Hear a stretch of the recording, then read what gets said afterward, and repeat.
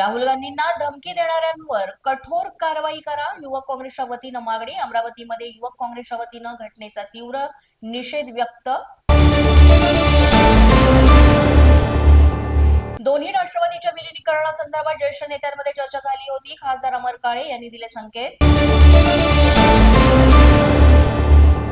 छत्रपती शिवाजी महाराजस्व अभियानाची आजपासून सुरुवात. पुढील 3 महिन्यांमध्ये 6 अभियान राबवले जाणार. सर्वांनी मिळून लोकाभिमुख आणि जबाबदार प्रशासनाच्या दिशेने एक पाऊल पुढे टाकूयात.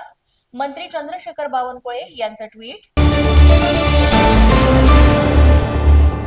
मंत्रालयामध्ये एसीबी कारवाई महाराष्ट्रासाठी शरमेची बाब. भाजप सत्ता काळात भ्रष्टाचार प्रचंड वाढलाय. पैशांशिवाय मंत्रालयामध्ये लहान कामं सुद्धा होत नाहीत. खासदार अमर काळेंचा आरोप.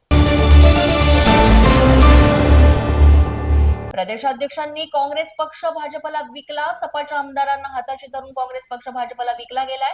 काँग्रेस शहराध्यक्ष रशीद ताहीर यांचा गंभीर आरोप. भिगवण अपहरण प्रकरणी मुलीनं आपलं अपहरण झालं नसल्याचा केला दावा. स्वतःहून गेल्याचं प्रतिज्ञापत्र केलं सादर.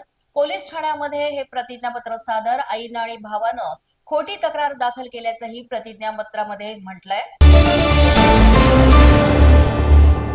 धुळ्याच्या पिंपळनेर येथील लग्न प्रकरणाच्या वादावेळेस आरोपींना गुजरातमधून केलं अटक. राड्यामध्ये तिघांची हत्या. पोलिसांनी आरोपींच्या आवळल्या मुसक्या.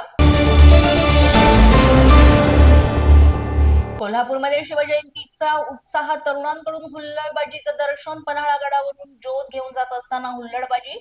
कर्णकर्कश सायलेन्सर वाजवत अतिउत्साही तरुणांकडून ही हुल्लडबाजी. कोल्हापूरमध्ये पिस्तूल बाळगणाऱ्या आरोपीला पोलिसांनी घेतलं ताब्यात. रेकॉर्डवरील गुन्हेगार राकेश कारंडे शाहूपुरी पोलिसांच्या अटकेत.